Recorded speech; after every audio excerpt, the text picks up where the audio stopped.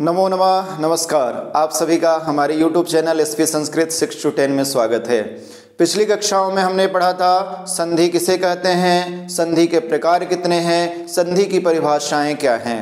आज इस वीडियो के माध्यम से हम पढ़ेंगे उपसर्ग कितने हैं, उपसर्ग की संख्या कितनी है, यानी उपसर्गों की संख्या कितनी है, उपसर्गों का हम प्रयोग किस प्रकार से करते हैं। इस विषय पे आज हम सभी परिचर्चा करेंगे। आइए, आप देख रहे हैं यहाँ है उपसर्ग। क्या है? उपसर्ग। उपसर्गों की संख्या कितनी है? 22 है। उपसर्गों की संख्या कितनी है? 22 है। अर्थात संस्कृत भाषा में उपसर्गों की संख्या 22 है। अब देखते हैं उपसर्ग कहते किसे हैं, अर्थात उपसर्ग की परिभाषा। उपसर्ग की परिभाषा में आप देखेंगे उपसर्ग उस शब्द अर्थात अव्यय। अब यहाँ पे एक विशेष शब्द आप लोगों को मिल रहा होगा, अव्यय। अव्यय का क्या अर्थ है? देखिए, अव्यय का अर्थ आप सामान्य भाषा में समझ सकते हैं जिसका व्यय न हो। अर्थात यह उपसर्ग ऐसे हैं जो पुल्लिंग, स्त्रीलिंग, नपुंसक लिंग में एक प्रकार से ही प्रयोग होते हैं। अर्थात इनके स्वरूप में कोई परिवर्तन नहीं होता है। समझ में आ गई होगी आपको। उपसर्ग उस शब्द अर्थात अव्यय, उपसर्ग उस शब्द या शब्दांश को कहते हैं जो किसी शब्द के पूर्व जुड़कर उसका अर्थ बदल दे। अर्थात उपसर्ग का काम सिर्फ इतना है, किसी शब्द के पहले आकर उस शब्द के अर्थ में परिवर्तन ला देगा या उस शब्द को कुछ विशेष बना देगा। क्या करेगा? उस शब्द के अर्थ में कुछ विशेषता ला देगा। आइए हम समझते हैं यहाँ पे उपसर्ग कितने हैं। उपसर्गों की संख्या आपने देखी कि उपसर्ग 22 हैं। उपसर्ग कितने हैं? 22 हैं। इनको आप पढ़ने का अभ्यास कीजिए। यहाँ पे है प्र, उसके बाद है परा, अप, सम। सम में यहाँ पे देखिएगा हलंत है, अनु, अव, निस, निर, दुस, दुर, वी, आंग, नी, अधि, अपि, अति, सु, उद, अभि, प्रति, परि, उप, एते प्रादयः। अर्थात ये क्या हैं? ये प्रादि हैं। प्र से प्रारंभ होता है, इसलिए उपसर्गों को प्रादि भी कहते हैं। अब ध्यान दीजिए, आपने पढ़ा कि उपसर्ग उस शब्द या शब्दांश को कहते हैं जो किसी शब्द के पहले जुड़कर, जैसे एक शब्द आप देखेंगे काश। क्या है? काश लिखा जाता है। काश शब्द है। अब काश शब्द के पहले यदि हम प्र लगा दें, क्या लगाएं? काश शब्द के पहले हम प्र लगा दें। अब आपको दिख रहा होगा जैसे ही हमने काश शब्द के पहले प्र लगाया, पूरे काश शब्द का अर्थ प्रकाश में बदल गया। क्या हो गया? काश जो शब्द था वह प्रकाश में बदल गया। दूसरा देखिए, दूसरा यहां पे क्या है? परा। परा उपसर्ग से, परा उपसर्ग से कोई शब्द जोड़िए तो क्रम जोड़ते हैं। इसमें क्या जोड़ते हैं? क्रम। तो ये क्या बन गया? पराक्रम।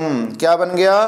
पराक्रम। यदि हम परा शब्द में परा के साथ यानी परा उपसर्ग के साथ यदि क्रम का योग करें तो यह पराक्रम बन सकता है, पराकाष्ठा बन सकता है। आगे देखिए, दूसरा शब्द है, हम लेते हैं उससे पहले हम लगाते हैं अप उपसर्ग को। तो आप लिखिए यहाँ पे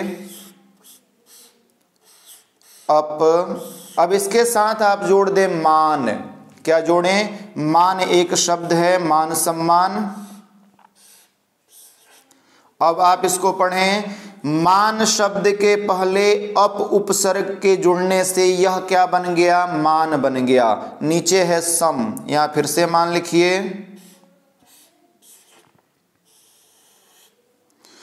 इस मान के पहले आप सम उपसर्ग को जोड़िए। क्या बन गया?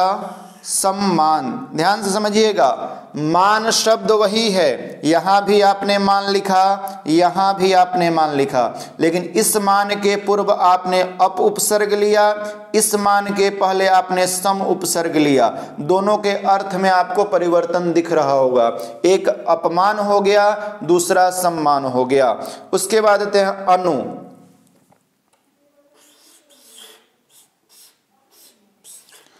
अनु उपसर्ग के साथ भव जोड़िए, भव, यह क्या बन गया?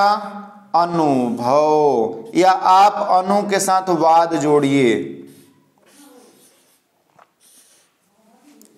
आगे अनु लिखिए, अनु उपसर्ग,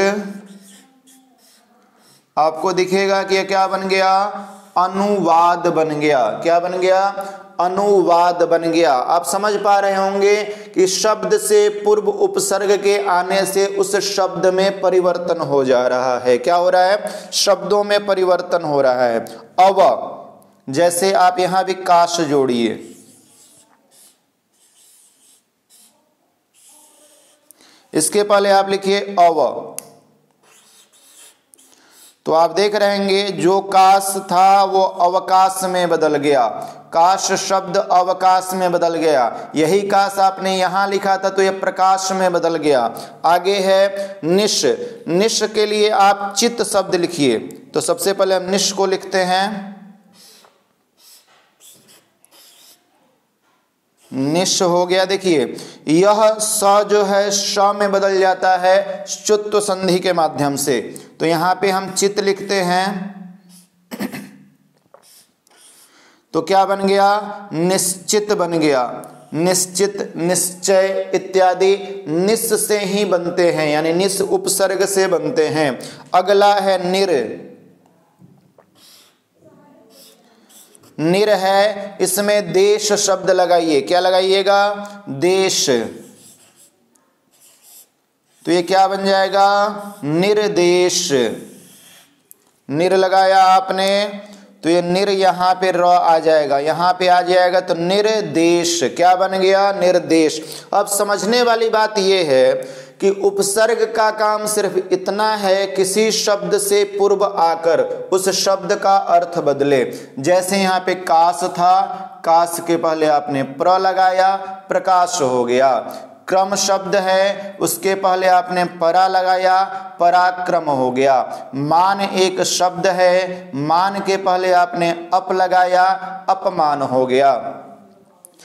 इसके बाद है मान पुनः है, मान के पहले आपने सम लगाया, सम्मान हो गया। भव है, भव के पहले आपने अनु उपसर्ग लगाया, अनुभव हो गया। काश है, काश शब्द के पहले आपने अव लगाया, अवकाश हो गया। चित शब्द है, चित के पहले आपने निश लगाया, निश्चित हो गया। देश एक शब्द है, देश के आगे आपने निर लगाया, निर्देश हो गया। मुझे लग रहा है आप लोगों को समझ में आ रहा होगा। यहां पे आइए, यहां देखते हैं दुस उपसर्ग है। क्या है? दुस, इसमें साहस जोड़िए, साहस, क्या बन गया? दुस्साहस बन गया। क्या बन गया? दुस्साहस बन गया। समझ में आ रहा होगा आप लोगों को, दुस्साहस। अब आइए दुर है, तो दुर के लिए हम प्रयोग करते हैं एक बल शब्द है, आपने सुना होगा बल, बलवान इत्यादि जो प्रयोग होता है। बल में आप दुर जोड़िए पूर्व में, तो ये बन जाएगा दुर्बल। क्या बन जाएगा? दुर्बल। वी है, वी से एक शब्द है, आपने पढ़ा होगा ज्ञान, ज्ञान पढ़ा है आप लोगों ने।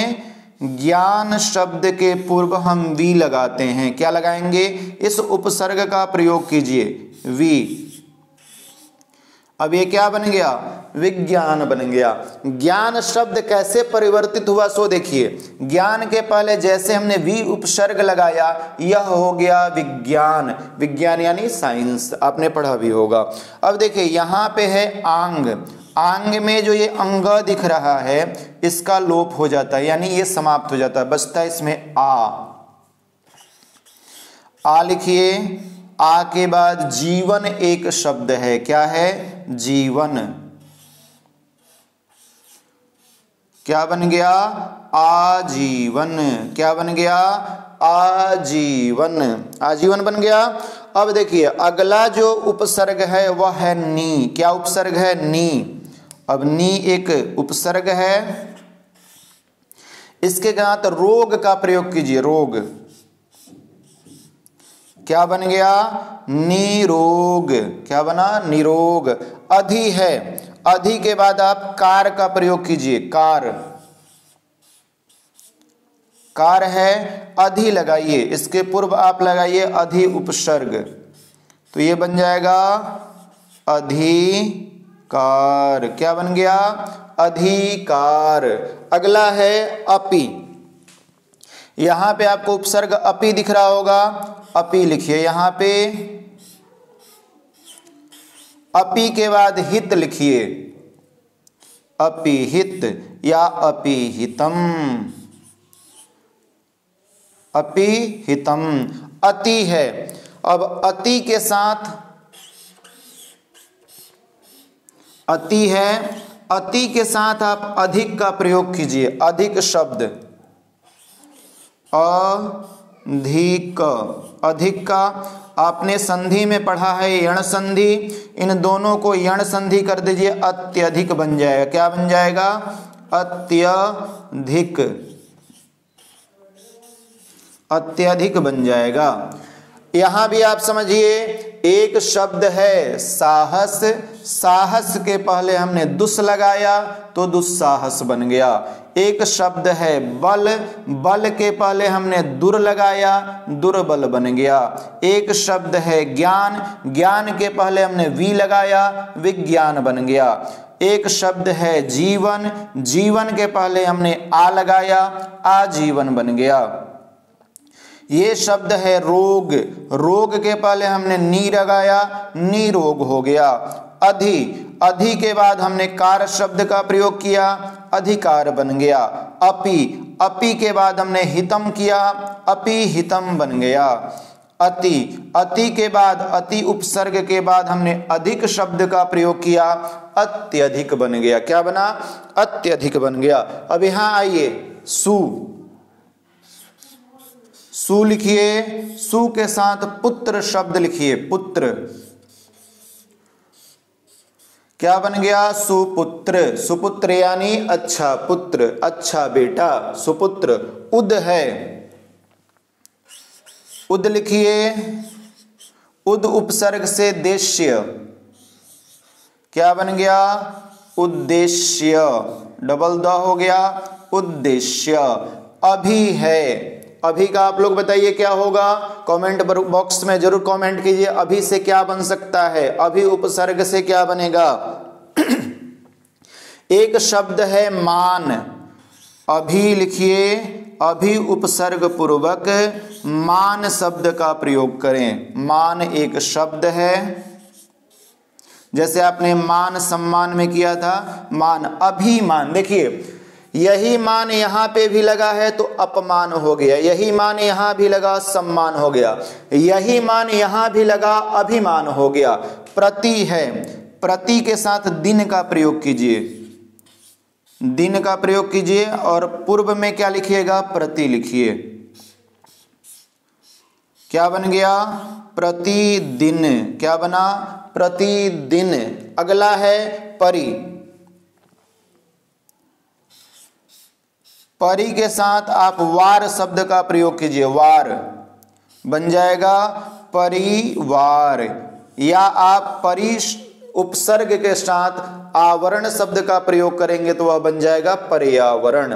उप, उप के साथ आप लोग प्रयोग कीजिए हार शब्द का। किसका? हार शब्द का। क्या बन गया? उपहार। देखिए एक बहुत अच्छी चीज समझने वाली, जैसे हार शब्द बोला जाए आपसे तो हार शब्द सुनते ही आपको एक तो हार जीत पराजय का बोध होगा, दूसरा जो गले में एक हार पहनते हैं उसका बोध होगा। लेकिन देखिए जैसे ही इस हार शब्द के पूर्व उप लगेगा तो उपहार हो जाएगा। हार शब्द एक और होगा इसमें, देखिए कहीं ना कहीं देखिए यहां प्र के साथ हम यदि हार लगा दें, प्र है और प्र के साथ हार लगा दें तो क्या बन जाएगा? प्रहार, प्रहार यानी वार करना, क्या करना, वार करना। यहां वी है, वी के साथ भी हम यदि हार लगा दें तो क्या बन जाएगा, विहार बन जाएगा। क्या बन जाएगा, विहार। आप समझ पा रहे होंगे, एक ही शब्द का उपसर्ग लगने मात्र से अर्थ में परिवर्तन हो जाता है। अर्थ में परिवर्तन हो रहा है ना, लेकिन एक चीज और ध्यान दीजिएगा, अर्थ में परिवर्तन हो रहा है लेकिन ये जो मूल शब्द है, जो यह उपसर्ग है, इसमें कोई परिवर्तन नहीं हो रहा है। शब्द आपका पुल्लिंग हो, स्त्रीलिंग हो या नपुंसक लिंग हो, इसीलिए इसे जो है अव्यय के नाम से भी जाना जाता है। किस नाम से, अव्यय के नाम से। आप लोग अपने कॉपी में, अपने पुस्तकों के माध्यम से अव्यय से संबद्ध प्रत्येक एक उपसर्ग से संबद्ध 10-10 शब्दों का चयन करके लिखें। मुझे कमेंट बॉक्स में बताएं कि आपको मिल पा रहा है, नहीं मिल पा रहा है। अच्छे से पढ़ाई कीजिए। मिलते हैं अगले वीडियो में अग्रिम विषय के साथ। धन्यवाद।